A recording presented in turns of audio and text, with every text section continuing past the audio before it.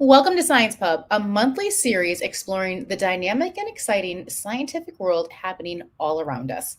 I'm your host, Nancy Coddington, Director of Science Content for WSKG Public Media. Tonight's talk is featuring a scientist who has helped to break glass ceilings, move science forward through her hard work and dedication, and inspires the next generation of scientists. Tonight's talk is Going Wild with Dr. Rae Wynn-Grant. We will journey deep into the heart of the world's most remote jungles, savannas, tundras, mountains, and deserts to meet wild animals in their natural habitats. From lemurs in Madagascar to unlikely tales of giraffes and poachers in Africa, you never know where the stories are going to take us this evening. And tonight we're going to be sitting down with conservation scientist, large carnivore ecologist, and nature storyteller, Dr. Rae Wynn-Grant. She hosts a popular PBS Nature podcast that takes listeners along her journeys into the animal kingdom's hidden worlds and through action-packed adventures of the wildlife scientists who track them, which includes her. This is a story not only about the animals, but also about Dr. Wynn-Grant's journey to become a celebrated wildlife ecologist. For many young women, her career isn't something they've even considered. Yet, insights pulled from her personal journey are inspiring the next generation of scientists and conservationists. Welcome, Dr. Rae Wynn-Grant. Hi, thank you so much for having me. Well, we are delighted that you are here with us. I wanted just to start off tonight. How did you know that you wanted to be a scientist? What first attracted you to being a wildlife scientist? I got my start in a really, I think, both traditional and non-traditional way. So traditional meaning I got inspired to do this through watching TV. And everyone watches TV. That's a very American thing to do. So that's why it feels very traditional. But the reason I say this non-traditional way is because I didn't necessarily realize I was being introduced to science when I was watching TV. I thought it was just entertainment. It just so happened that my favorite shows weren't cartoons like other kids. It was the nature shows that I would see on TV. And it was my favorite form of entertainment. And so for so long, I thought to myself, well, I want to be a nature show host when I grow up. And it wasn't until I actually grew up that I realized that I was being introduced to a type of science called ecology, or conservation biology. And I realized there was a career track there, and I could not just do the things that nature show hosts were doing, but I could do it even more purposefully by learning the science behind saving wild animals from extinction. That is great. Who helped you to discover this passion? Again, it was TV. It was like those classic shows and the hosts on those, TV shows. So, we could say David Attenborough, who is kind of the legend, natural history presenter. He was one of the people who inspired me. And so that can be very, very different because often, you'll hear people talk about representation. Like you need to see people like you reflected in a field to feel like you belong there. Or to feel like that's, available to you. And that wasn't really the case for me. It was people who were really, really different from me, like older white men with foreign accents, who inspired me to do my work. But that is the case. And so at the same time, I find that I am fighting for representation in a lot of this work because not everyone can be inspired by folks so different from them. Oh, absolutely. And we're going to dive into that a little bit later with some of the work that you do with If Then as an ambassador. We do have a short video showing some of your work. So we're going to roll that just to kind of cue up some of our conversation tonight. Okay, let's do it. I'm Dr. Rae Wynn-Grant. I travel to the most amazing places on the planet, tracking, tranquilizing, and studying some of the world's most dangerous and exotic animals. I'm driven to discover the science that will ensure these animals will survive. My role as a scientist is to ask questions that haven't been answered. Each expedition pairs me with a new team in a quest to collect scientific data. The dangers are real, but with the survival of a species at stake, the risks are worth taking. Here on my arm, I have a Madagascar boa. When a new species is discovered, I'm there. The data we collect today is critical for the future of the species. When a wild animal encroaches too close to humans, I get the call. She doesn't thermoregulate at this age, so while she's away from her mother, we have to snuggle her tight to keep her warm. Their survival often depends on humans, so I meet with the local community to share my data and advise them on how to coexist with their wild neighbors. Some say I'm the Indiana Jones of wildlife, but I know better than to be constrained by labels. So I just think of myself as me.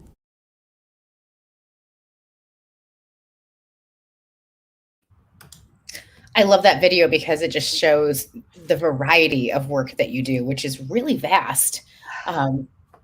So before we start jumping into that, you actually didn't grow up in rural spaces with a lot of trees and animals to go discover after you watched Sir David Attenborough, who I also absolutely adore and love.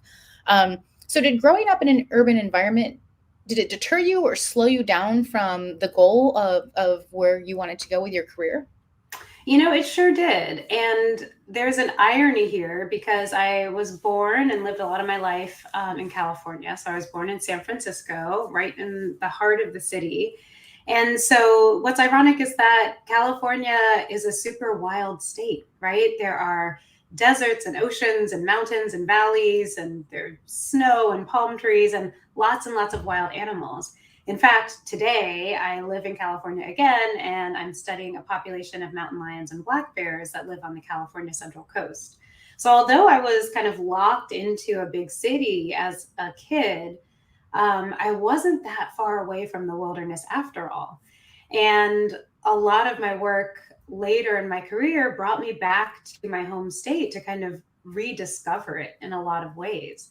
But I think that's not so unlike so many urban kids or urban adults, actually, is that sometimes the urban space will make us feel like that's the whole place, and we don't have access to wild places and natural areas and wilderness, when actually it's usually just steps outside of the city. So it definitely deterred me. I absolutely grew up thinking, well, to get to the wilderness, you have to go to Brazil, to the Amazon, you have to go to South Africa, you have to go to, parts of Asia. I didn't realize that, right in my own home state, there was plenty of wilderness. At what point in your career did you actually realize that? Gosh, I realized it once I started studying environmental science, and that happened to me right in the middle of my college education. I started off in college pre-med, like so many people who are interested in science, and then was able to get redirected to environmental science. I wasn't enjoying the medical track. I talked to a professor who gave me such incredible advice, and I will never forget that he said to me, "Seems like you're more interested in macrobiology than microbiology." I thought to myself, yeah, that does make sense. I don't really care very much what cells are doing, the mitochondria and all of that. But I do care a lot about what the whole organism is doing and how it's living. And so with this idea of, okay, macrobiology is my thing, the professor also recommended look into environmental science. And as soon as I did that, I realized, oh, environmental science, that aligns really nicely with all of those, nature shows that I was watching for so long and loved. And so once I started an environmental science major in college, they introduced us to what's going on locally, so I went to college in the state of Georgia. And, although I was in the city of Atlanta, our professors let us know, there's wilderness all around us. There's forests outside of the city. There's rivers, there's streams, there's wild animals. So I really got reoriented as soon as I dove into environmental science. But in terms of my actual work and the projects that I actually worked on, I didn't start doing my own science research on wild animals in the United States until probably about, 7 or 8 years into me studying the environment. So my first exposure to wildlife and to conservation biology and wildlife ecology was abroad. It was in different countries in East Africa. And so it actually took me a long time to come back home and to really do work and dive into, the camping, the hiking, the field work right here in America. Well, I could see why it would be hard to get you back. with all the travel, because you have traveled extensively for your career. So I'd like to talk a little bit more about that. What were some of the places that impacted you most and the work that you did? Gosh, I've been, like you said, I've been so fortunate to have traveled all over the world. I've been to 6 of the 7 continents. I haven't been to Antarctica yet. I don't, I'm still on the fence of whether that's the right place for me to visit. But where has impacted me most? I think it probably goes without saying, if you've heard me talk before, listened to any of my stories, um, my work in East Africa, particularly living in Kenya and Tanzania, studying wild animals in those landscapes, impacted me a lot. There was a bravery that came out of me. There was a lot of humility that I learned. There were so many different moments that had to do directly with, the science research in question. Like, there was a summer that I kind of lived mostly by myself in the savannas of Tanzania in a tent. And I remember just really growing as a woman and growing in courage during that summer. It was excellent, like nothing bad happened, but it was still pretty intimidating. And also, there were so many cross-cultural interactions that I had with people. And I really owe a lot of my understandings of the social aspects to wildlife conservation and the kind of intersectional sociopolitical needs that have to go along with really good science. I owe a lot of that understanding to the time that I spent with people, especially people living rurally in those parts of East Africa. So I would say that was probably the most impactful part of the world that I've spent time. Yeah, it definitely sounds like that. Can you talk a little bit more about the social aspects? Because that is, I feel, such a key factor to so many things when you're trying to do work with another culture and you're working outside of the country that you're in, to take those things into consideration to try to have longevity or impact with the work that you're doing. Yeah, absolutely. And I'm still figuring this out as the world continues to change. So when I was first traveling to parts of Kenya and Tanzania, it was like, kind of globalization was already happening, but there's still some things missing that we have today. So for example, there wasn't Wi-Fi, there wasn't cell connection, right? So now the places that I used to study in East Africa, you could pull out your cell phone and talk and, email and all, connect with people. But when I was first going to these places, that was not the case. It was a lot of isolation being there. But I'm really grateful that I was there at that time because it allowed me to sink in those ways. And so one of the things that I will echo over and over is the need for a lot of these, wildlife conservation projects to have really strong and really pointed poverty alleviation components. I truly believe that if people are living in poverty or have economic insecurity within the scope of the location of the conservation project, there must be poverty alleviation factored in to the project. Conservation is much more sustainable if human communities are doing well. And I didn't just learn that in East Africa. I have learned it every single place that I've worked, especially in parts of the United States. Often we don't think of, rural Americans as being economically unstable, but we should, because the places that I'm trying to do conservation work and really save wild animals, any place I go, poverty factors into the equation, factors into the effectiveness of the project. And they didn't teach me that in school. I'm hoping that it is now being taught, and people are learning environmental science, but it was something I really had to absorb on my own. And then another thing was, living in East Africa was really understanding and depending on the knowledge of indigenous groups.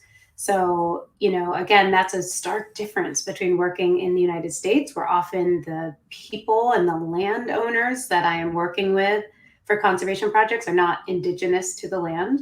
But in East Africa, the people were indigenous to the land, and they had gone through all kinds of upheaval with colonial rule, with, oppression, with war, with neo-colonial influences, with Western domination of conservation. I mean, there are a lot of, racially based, politically based, economically based, colonial based systems in place that impact people and wildlife living in the same places. A lot of it is complex, but not necessarily complicated. So, I guess what I'm trying to stress is that, I've received a tremendous formal education in wildlife ecology, but it definitely doesn't stand up to the informal kind of place-based education I've received in every single area that I have done work. So in that same vein of talking, because that is such a, you have to meet the needs of the people, right, before they're going to take on conservation efforts of animals. So what are your thoughts around ecotourism? Did you experience any of that while you were part of what you were doing, the research in Africa? Yeah, so I want to totally agree with you, Nancy. The needs of people should be, of the utmost importance, and you've referenced my podcast a couple of times. I use this phrase in one of my podcast episodes, and it's been pretty controversial. A lot of people have highlighted it and flagged it and said, "Oh, I don't know if I agree with you." But what I have said in the podcast is that people are more important than animals. And, that takes a lot for a wildlife ecologist to say. But the idea is that, in some places we are actually, having to face a choice between protecting human life and protecting animal life. And I'm saying we need to protect human life. Human well-being and dignity will set the stage for, creating projects that will enhance wildlife safety. But it can't be the other way around. We don't protect animals and then hope that humans are going to be okay. And so that's essentially what I mean when I say humans are more important than animals. And just to be clear, I work every single day in the protection of wild animals. So that's what my job is. But I can tell when something is missing in a project. So that's really what I'm trying to say. And that does feed into things like ecotourism. So, in general, as a concept, I'm super into it. I think ecotourism is awesome. I think it's a wonderful way for people to, support different landscapes and communities and also have incredible experiences. The gift of travel is, kind of unmatched. And I love, a really great, grounded, community-based ecotourism project. There's always a question about where does the money go? Does it properly go to communities? Again, if a community, continues to live in poverty, there's obviously some type of mismatch there. But in general, ecotourism can be a wonderful, wonderful solution for building up, equity and justice and really supporting wildlife populations. Oh, thank you. Let's still stay in Africa and talk a little bit about the work that you've done there. I know that you did some work with big cats, but you also worked with other animals as well. Can you talk a little bit about that? Yeah, I'm happy to. So, my more anchored and long-term research projects in East Africa have been with lions. Super fun. I mean, putting collars on lions to track their movements and understand their habitat selection and a lot of their behaviors. And so that's work that takes, considerable amounts of time. But again, it really has deepened my understanding of wildlife ecology and conservation. But I've also had a couple of opportunities to study primates in different parts of Africa. So lemurs in Madagascar, which was awesome. And then lowland gorillas in the Congo Basin. And both of those bits of work took me to the tropics. And so that was super different. I have not traveled across the continent of Africa. When I do projects, again, it's for like long periods of time in a single place. So there's lots of parts of the continent that I haven't traveled to.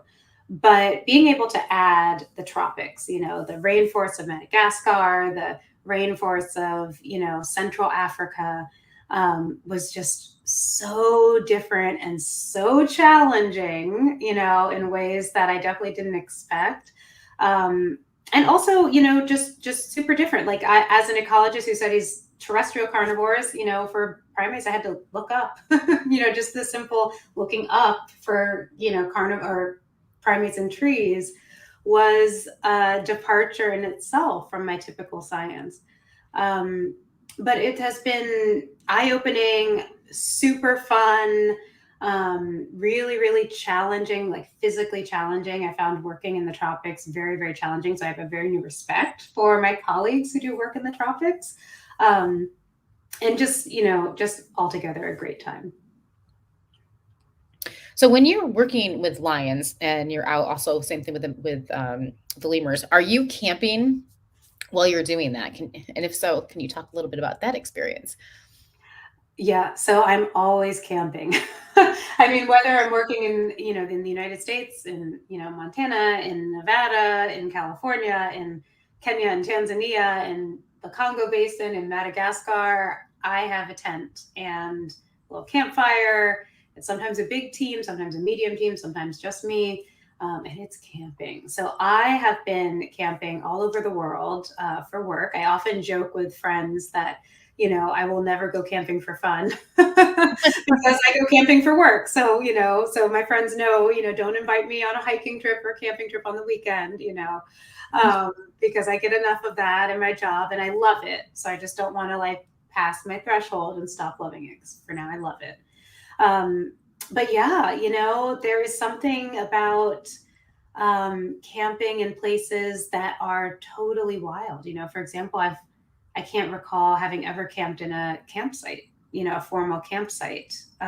It's always like hiking into the middle of nowhere and pitching a tent and, kind of hoping for the best. So because of that, I've had some close encounters with wild animals. I've definitely had, lions come into the camp and circle my tent and freak me out. I've had, bears rustle around, grabbing my stuff, eating my food. I've had super venomous snakes, sneak into my tent. I've woken up with tarantulas right next to me on my pillow. I've had all of the experiences, I think, and, have lived to tell the tale. I'm on the edge of my seat. So what did you do when you had the poisonous snake in your tent? Oh gosh. Well, I have a podcast episode about that. Actually, this is a great place for me to plug the podcast Going Wild with Rae Wynn-Grant from PBS Nature. And the reason I'm plugging it is because we made an episode that aired on Halloween last fall, and we called it Near-Death Experiences. And as it turns out, it has been the most downloaded episode. I mean, it is like by leaps and bounds has surpassed all the other episodes for the season. Everyone it goes straight to the near-death experiences show. And so to not spoil that one, there was a whole bunch of different snakes. So I've had black mambas, which are some of the most poisonous. The one on the screen, I love that one. That's a Madagascar boa, which is big and strong and, pretty frightening if you find it in your tent, which we did. But this one isn't a venomous snake, which is why I'm handling it. Because I would not be handling it if it were venomous. So black mambas are extremely venomous, and I've had them in my tent, and I've had to be brave enough to kind of shake them out. So pick up the whole tent and shake them out and get them out of there. But the closest encounter I had with a snake, at least, was with a red spitting cobra. And those are the ones, cobras have that amazing hood, on the back of their head. So they kind of come up and they have this hood. And the red spitting cobra has these fangs that spit venom. and they can spit for, up to 6 feet or something, and they aim for the eyes of the animal that they're trying to spit venom into. And if they hit the eyes, then they blind the animal. And so I hope I'm leaving everyone on the edge of their seat. Listen to the podcast episode, but it was not pretty, let me tell you. Oh my goodness. Yes, Yeah. that is terrifying. I was on the edge of my seat. The link for Dr. Wynn-Grant's podcast is in the chat. We will also share it a little bit later as well. But you can go over on PBS Nature and you can find her there. You can also find that podcast wherever you enjoy podcasts. Okay. How about poachers? Did you experience poaching or poachers while you were in Africa? Yes. So the answer is yes. And I'm so glad you brought that up, because currently I am teaching a graduate level course at UC Santa Barbara. And our focus is on kind of using evidence, kind of historical ecology data to really change the narrative about poaching. So, I have interacted with poachers. It's been kind of scary, because they, have guns and they do illegal stuff. But my one and only interaction with poachers in the field who had killed an animal, really, again, allowed me to see firsthand that I had received a bit of a miseducation about poaching. And so I'm really happy to talk about it here. But essentially, the illegal wildlife trade is a huge, huge underground industry, globally. So it is second only to the illegal drug trade. It's super profitable. It is big. It is hard to tackle. And it's really problematic. We're losing a lot of amazing wild animal species due to poaching and the the illegal trade of wildlife parts. And with that said, the way that we have been socialized to understand poaching is to really vilify the poachers, right? The people who are like out there with the guns, hurting or killing the animals. And yet they're not the people who are profiting from poaching, right? They're not the people who are kind of kingpins, getting mega wealthy from this industry. They are, especially in the continent of Africa, typically, low income Black men from local communities who take on a job because it is the most profitable job available in the area. And so that is not unlike a lot of the patterns we see with the illegal drug trade, right? And so I think it's interesting that the wildlife space and the legal drug space have some of those things in common. By incarcerating a lot of the boots on the ground people, we're not actually reducing the problem, right? So incarcerating poachers in Africa isn't keeping elephants alive. And so I really am hoping that the world is able to start seeing that, there are these people in the top driving demand and, really profiting off of the industry. And if we can really stop them, I think we have a better chance of saving all of these animals. But definitely sending, vulnerable young men to jail is not a useful strategy, and actually, I believe, causes more harm than good. That's a really interesting point of view on this, and we've had several comments of people actually agreeing and appreciating that enlightenment. And this goes back to that social aspects, right, of what's happening within the towns and villages, of how people are either making ends meet or not making them meet, doing things that they might not necessarily want to be doing.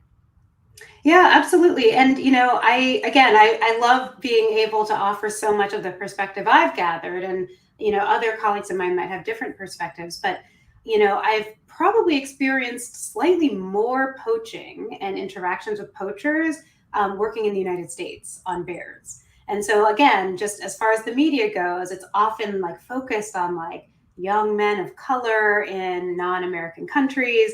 but there's poaching going on right here in the Western United States. And so the selling of black bear parts, in particular gallbladders, on the black market is something that is going on. And so in my work, literally in my PhD dissertation, I have data points that are from, bear poaching. And these are like young white men from communities that have economic hardships, and they are turning to these opportunities in order to make enough money, likely to survive.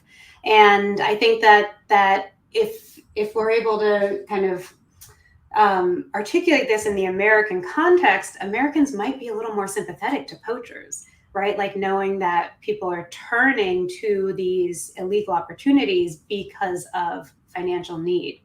And that would be the same all over the world. It's not like people grow up saying, oh, I want to be someone who, like kills elephants illegally. That's typically not what people grow up dreaming of. It's, it's something typically done out of a level of desperation.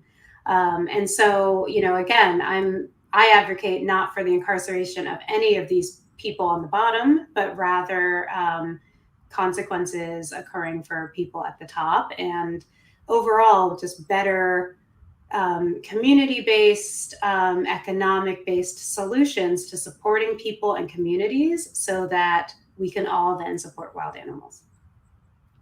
Yeah, that's interesting, because that's very much the images that so many of us see. It's not the white men poaching bears here in the United States. So that is interesting. Question: why do they poach them for the gallbladders? Oh yeah, certainly. So I know it sounds kind of weird. It's not something that we're typically taught. But there are beliefs that different animal parts have medicinal uses. And so there is a belief in the world, and I don't think it has been disproven, so it's kind of in between being proven and disproven, that the bile in a bear's gallbladder has medicinal properties. So bile is like something that I don't know, it's kind of like an icky thing when you think of like human bile in our gallbladder, but bear bile is supposed to be able to cure certain ailments. And so it can be sold on the black market. And I don't say that so everyone jumps up and goes and poaches a bear. Please don't. But, that can just be the beginning of an education on, why there is this trade, where the demand comes from, what belief systems are fueling this. And maybe, some folks out there listening to this can try to figure out some solutions. Well, thank you. We do have a few questions from our audience. Dr. Wynn-Grant, can you talk a little bit more about your experience with the One Health concept and how important that has been with you bridging communities and the wildlife that they coexist with?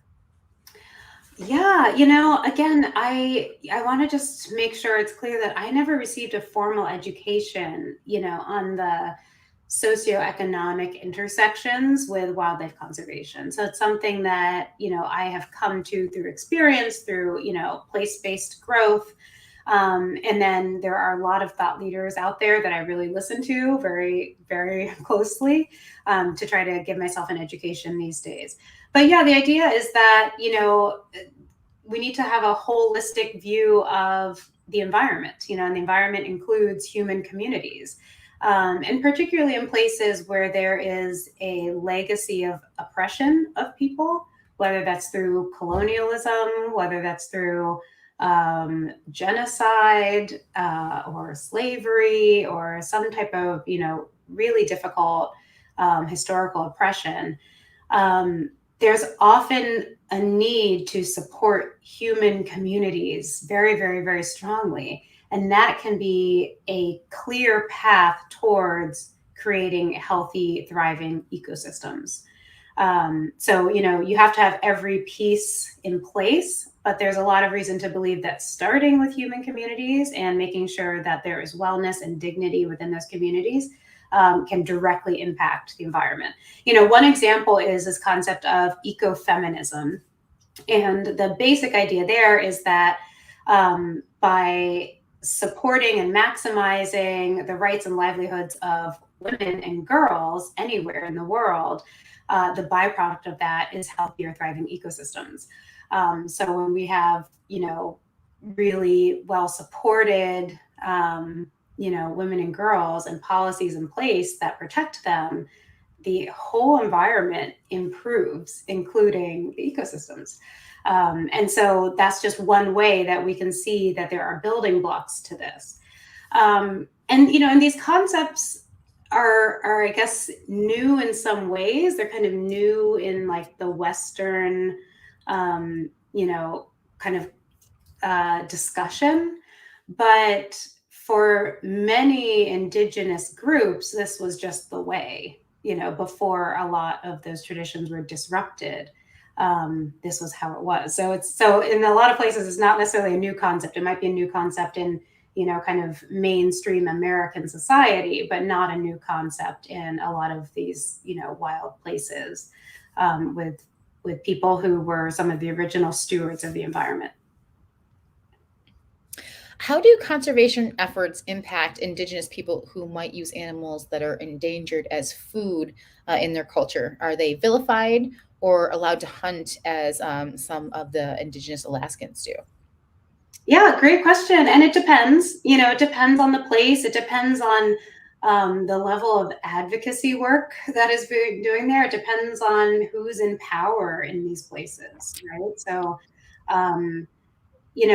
in general, I think it can be very interesting to talk about the concept of an endangered species in certain places because, let's take, parts of Tanzania, for example, where I have spent time. The species that are endangered are not endangered because Tanzanians have been overusing them or taking too many of the species. They're endangered because, during white colonial rule, these animals were driven to a point of extinction. So when Tanzanians were in charge of their landscapes, there were plenty of wild animals, and the use of these animals or the hunting or whatever was very sustainable. And then during colonial rule, the populations were decimated by hunting, by landscape transformation, by capitalism raging, and the populations declined quite a bit to a point where now, when power in some ways has symbolically been restored to Tanzanian people, just the taking of one single animal could be devastating to the population. But that is the same practice that they had before.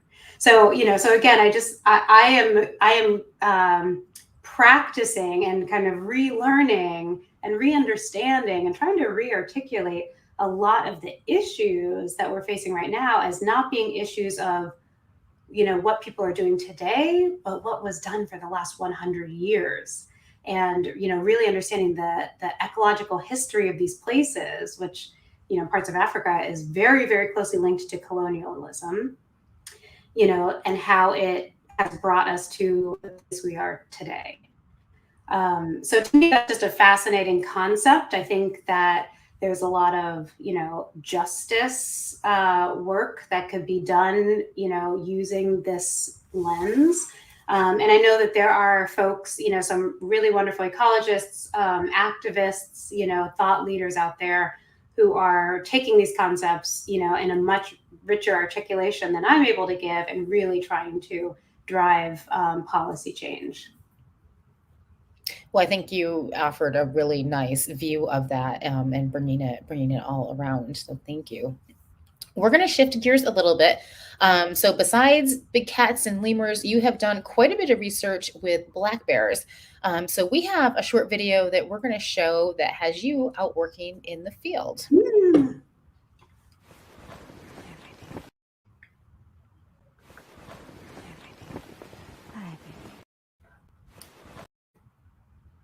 Okay, well, maybe it doesn't want to.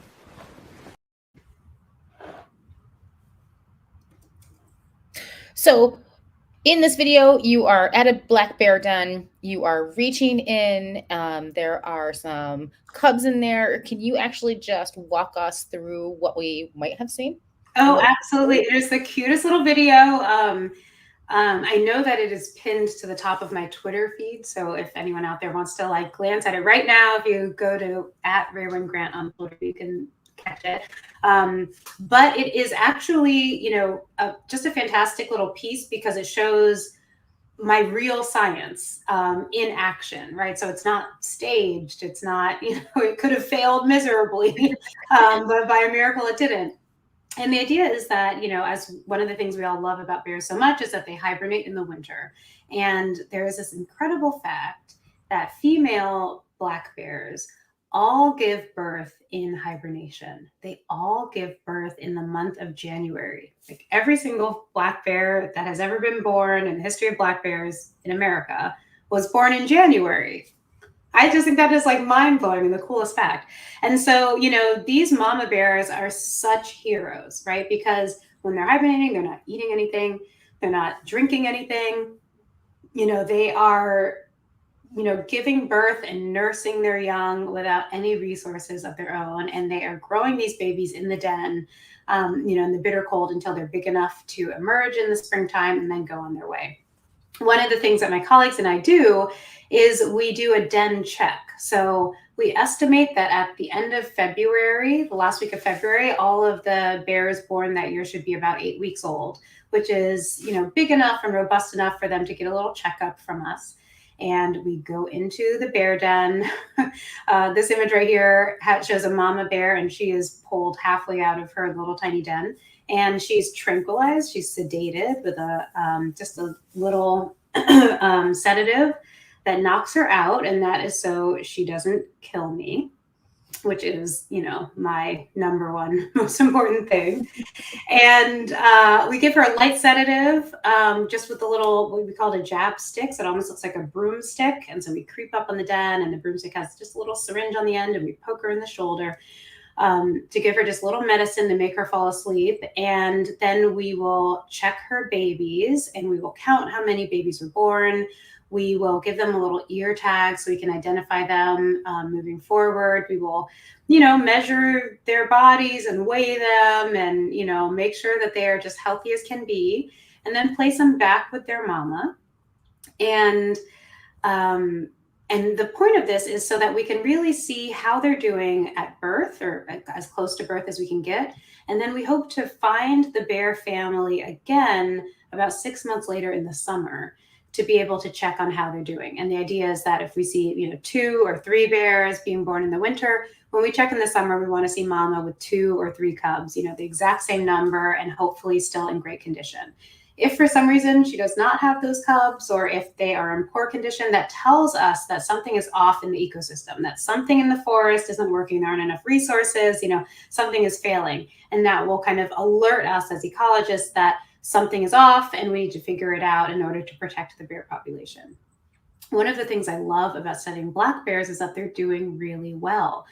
Conservation has been working in the United States. Black bear populations are on the up and up in most places. And so we are almost always finding healthy bears in the winter, and then those same healthy bear cubs in the summertime. And it is just my absolute, I'm sure it comes as no surprise, my favorite part of field work, the cutest part of field work, just an absolute joy. Yeah, that looks pretty awesome. I'm a little jealous when I go out there with you in January. Is there a scientific reason that black bears give birth in January? We don't know the scientific reason. It is this pattern. I can tell you that female black bears have an amazing cycle. They have an amazing cycle where they actually have this thing called delayed implantation. So they will mate in about the midsummer. And although a little embryo is formed, it will not attach itself to the uterus until the mother bear goes through her hyperphagia period in the fall. And hyperphagia is just that period where bears are eating everything in sight to fatten up for the winter. And so if she gets fat enough, if she gains enough weight and gets enough body fat, then the embryo will implant into the uterus and grow into, several cubs. But if she does not put on enough weight to support a pregnancy, then the embryo will shed and she will not go through a pregnancy that winter, but she will likely stay alive. And I think that is just such a fascinating fact about these bears, that they have this, almost this like guarantee built into their bodies that they can either support a pregnancy or not support a pregnancy, but their bodies make that decision at the last minute. And it's just, I think, quite miraculous. And so along with that cycle, once the body kind of decides, okay, have we met the body fat threshold, then they incubate for just a couple of short months. And mama bears give birth in January to teeny tiny little cubs. So, bears are huge animals, right? So black bears could be, 500 or 600 pounds even. And they give birth to little tiny 1 pound cubs. They just slip right out. They're teeny. They don't incubate for that long. And then they just nurse from their mother's body in the den for several months until they leave. It's just a beautiful process. That is really, really neat. Very, very cool. I'm learning so much tonight, I think, as well are so many of our viewers. We do have a question. How do you administer the correct sedative dosage given the variability of the weight of female bears? Oh, sure. Yeah. So we usually have an idea of which bear we're visiting. So we're not visiting a random bear. And that's because in order to know where she is hibernating, she has to have a GPS collar on her. So likely the summer before hibernation, we have set a trap for this bear, captured her, sedated her again, and put a GPS collar around her neck. And in doing that, we would weigh her and measure her and really get her size measurements. And so we would imagine that when we go into the den in the winter, we would know her size and her weight and be able to adjust the sedative dosage because of that. We always err on the side of too little sedative. And usually that's because if she's a nursing mom, so she'll probably be a little bit lighter in weight, and we don't want too much of the sedative to go into her breast milk. But there have been times where we've given too little and she will start to kind of wake up a little on the early side. And so we have to inject her just a little bit more. But there is, there's a equation to all of this. And and we're pretty good. Haven't had any mistakes at all. I'm sure that's a little hair raising though when you're in that point of, is she waking up? Is she not waking up? That's true what they say about angry mama bears, right? Mm-hmm. Mm-hmm. So women still to this day are often not respected for equal work that they do compared to male colleagues, especially being a woman in science. It has many challenges. So have you experienced discrimination in your workplace, and how have you overcome it? Oh gosh, I have. Yeah, I have lots of times in all kinds of ways, definitely in those microaggressions, those ways where you're left wondering, like, was I just discriminated against, or am I taking this too personally? And then, in like really macro ways. So I'm absolutely a woman in a, fairly male dominated field, but I am a Black woman, so I'm not able to separate. I only know what it's like to be a Black woman. I don't know what it's like to be any other kind of woman. And so the intersection of being a Black individual in America, doing work in America, and being a woman at the same time is something that's a double whammy in a lot of ways. So there can be times that it is stressful, times that it's offensive, times that it is fun, times that it is, confusing, kind of runs the gamut. I will share that, in general, I don't know of any other Black female, bear biologists. If you are out there, please send me a message because we need each other. So it is possible that I am the only Black female bear biologist in this country. And so if you can imagine, that it's super isolating in a lot of ways, and can be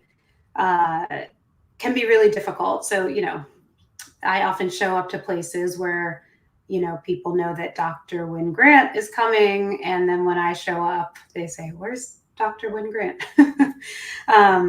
So I get a lot of that. I get, most people aren't expecting me to be me.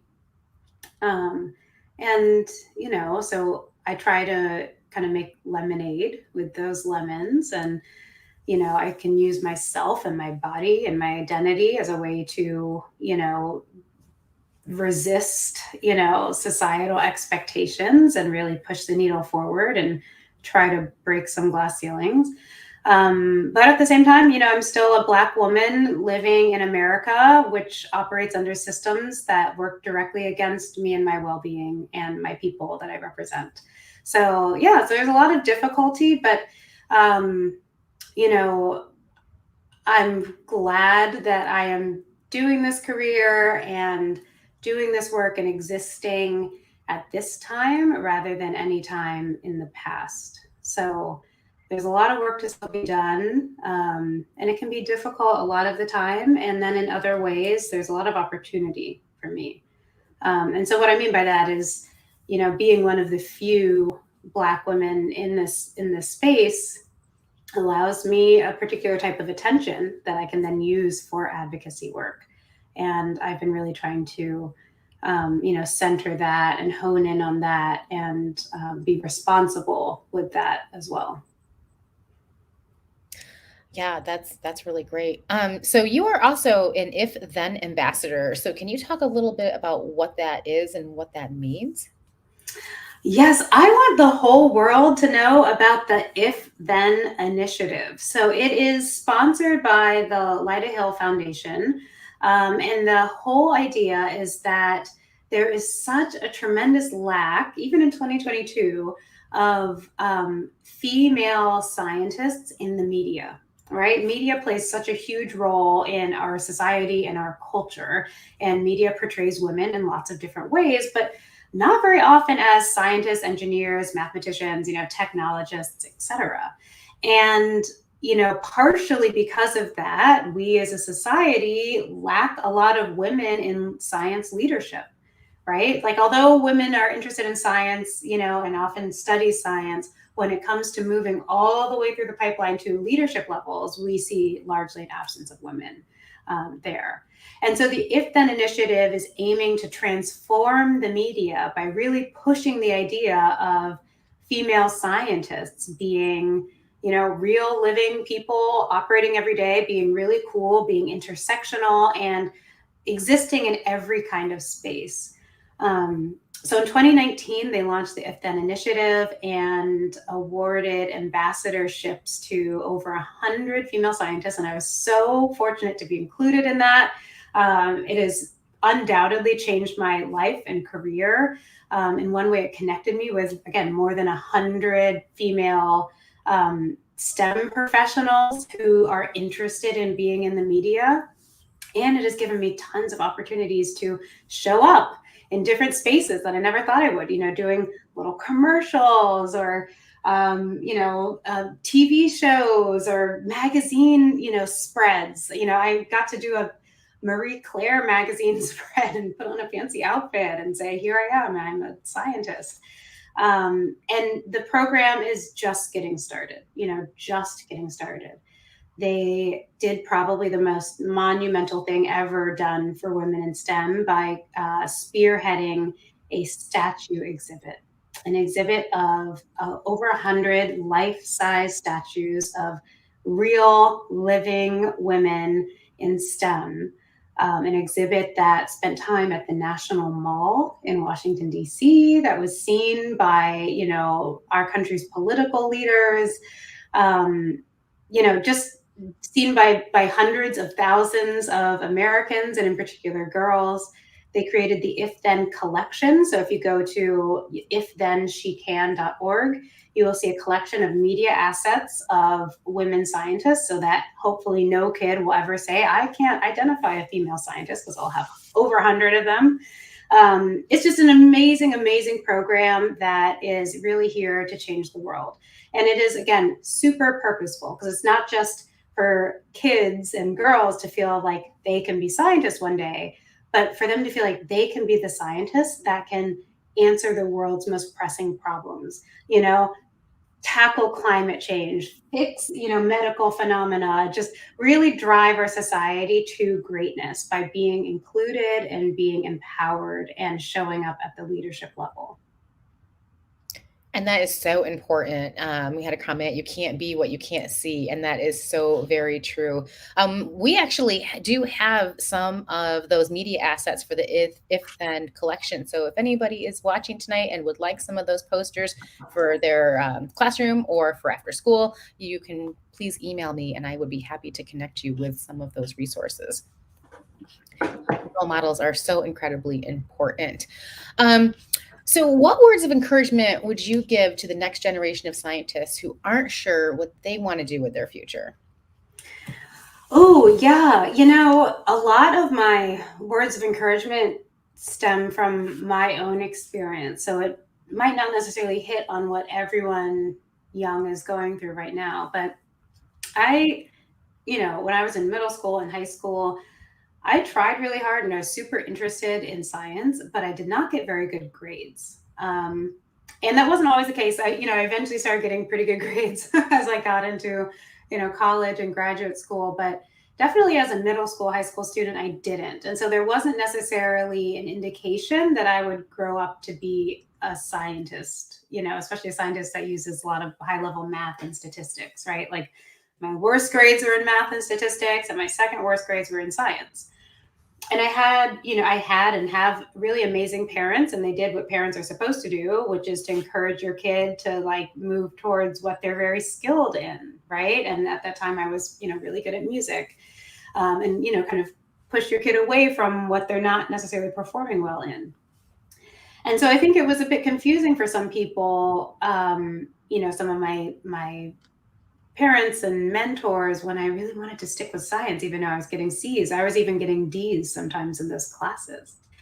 So I like to use that as an example for young people today. And the phrase I've come up with is really focus on passion more than performance. I think that, if you're not getting very good grades on your science tests, that's not necessarily an indicator that you won't be an awesome scientist.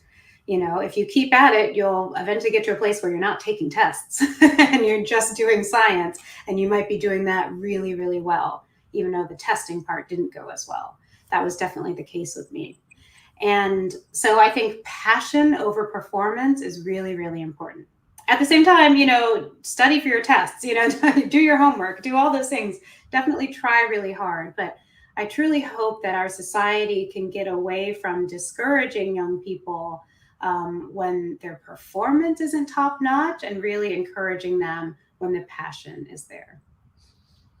I love that message because control what you can, which would be perseverance, sticking with something, even though it is hard and challenging, because you will get there. Mm-hmm. Mm-hmm. We do have a couple questions I did want to squeeze in. Janet says she's heard that black bears subsist on vegetation for up to 80% of their diet. How do they bulk up for semi-hibernation, pregnancy, and birth? Yeah, Janet, thank you for that question. I will say, and this is what all ecologists say, it depends. That's like our tagline, it depends. But black bears are what we call habitat generalists. And so that means they can live in all different kinds of places. So I studied black bears that live at the beach, literally in California, but there are black bears that live in the mountains, and black bears that live in deserts, and black bears that live, outside of cities, and black bears that live in, the swamps of Florida, for example. I mean, they're all over. And different populations of black bears eat different things. So there are black bears that I have studied in the past that 80% of their diet might be vegetation.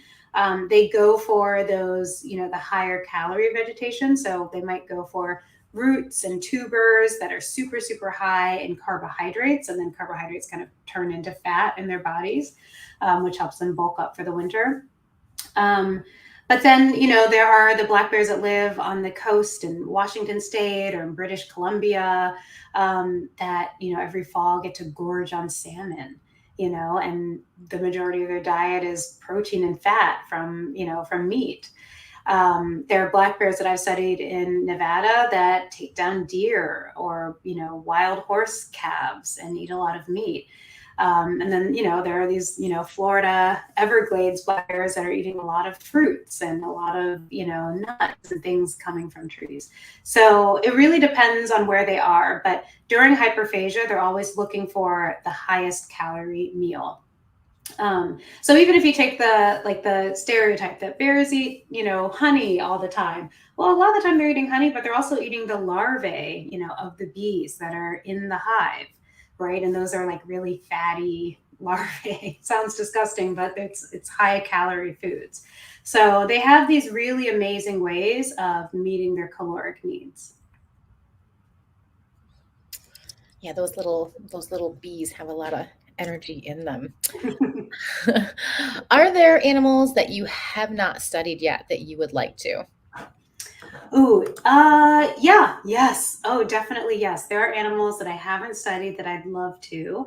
I have never studied tigers, and with that, I've never even seen a tiger in the wild.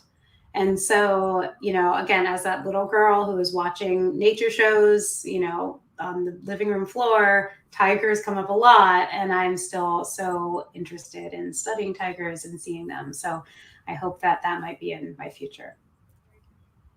Well, I hope so. So we know that you don't go camping for vacation. What do you do to decompress? That's a great question. I'm working on it. I'm really working on a hobby. I think it was my New Year's resolution in 2020 to discover a hobby, and now it's been my New Year's resolution ever since then because I haven't nailed it down yet. I do have 2 young children, so I don't have a lot of free time. My youngest is just 18 months old, so I am very busy when I'm not doing my professional job. I'm very busy, parenting. But I have a great group of friends that live all over the country, and I love spending time with my friends. I really, really do. Often that looks like, lying on the couch, eating snacks, talking and laughing. But that is one of the things that brings me the most joy. I'll also say that I do yoga. I really enjoy yoga. So that's something. And, I'll never turn down a good brunch. Well, that's sage advice. As we are going to wrap up, I would like to talk about your podcast that you have. You are going into your 2nd season. It's called Going Wild with Dr. Rae Wynn-Grant. What inspired you to start that podcast? Gosh, well, Nancy, thank you for asking that. I have to give credit where credit is due because it was not my idea. So I, at no point, had an idea. Gosh, I would love to have a podcast. Who can I call about this? I had been friends with a wonderful producer, a woman named Danielle Broza, who works for PBS Nature, WNET.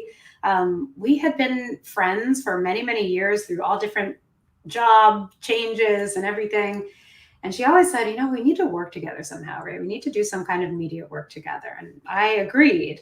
But it was about halfway through 2020. So that really terrifying first part of the pandemic, when she said, let's create something audio for people to listen to that can help them kind of escape lockdown, right? Like really bring them away from, the confines of their house where they're locked down and, expose them to the world. And over time, we developed this idea of, all those crazy stories I have from, my 15 plus years of studying wild animals in, wild places. And we really curated a list of my top craziest stories.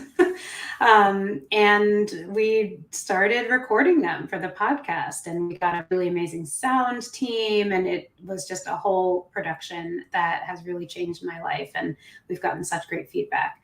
So, people aren't necessarily locked down the way they were originally, but we're recording season 2 right now. We've been recording for a couple of months.